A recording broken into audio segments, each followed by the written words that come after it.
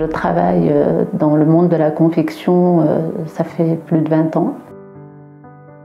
J'étais en poste dans une entreprise qui faisait des tapis de gymnastique. Lorsque ces tapis étaient coupés, il restait beaucoup de chutes. Avec ces chutes, j'ai eu l'idée de faire des pots de jardin.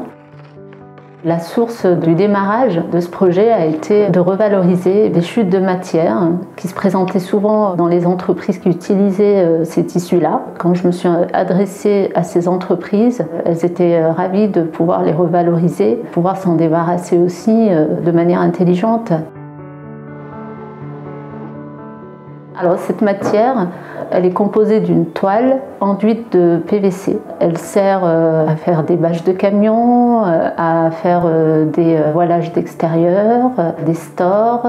Elle sert aussi pour équiper des bateaux. Puis bon, elle subit des situations extrêmes. Pour les pots, je trouvais que c'était idéal en termes de résistance. Pour pas qu'on voie que cet aspect bâche de camion, moi il fallait que j'apporte de la créativité sur cette matière, en jouant sur les formes, personnalisées à souhait.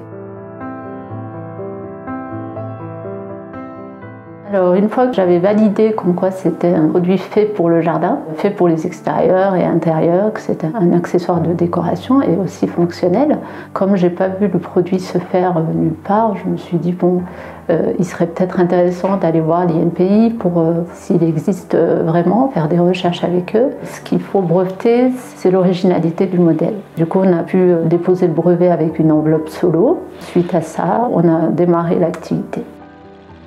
Lors de sa création, elle ne s'est pas faite toute seule. Moi, j'ai été le porteur du projet, des créations des produits. Heureusement, j'ai eu beaucoup de soutien de la part de mon époux, qui m'a toujours encouragée et qui m'a toujours soutenue pour aboutir à tous les produits réalisés aujourd'hui et à l'étape où on en est aujourd'hui.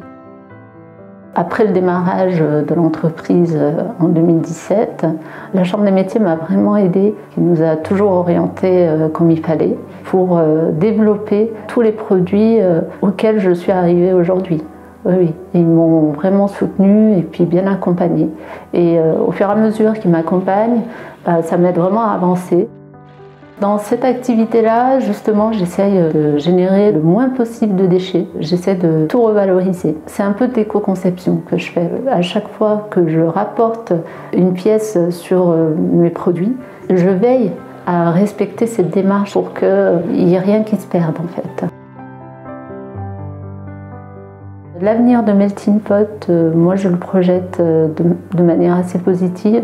Je pense que, étant donné que c'est une matière qui existe et qui existera toujours, parce que des bâches de camion, je pense que ça existera encore pendant de longues années.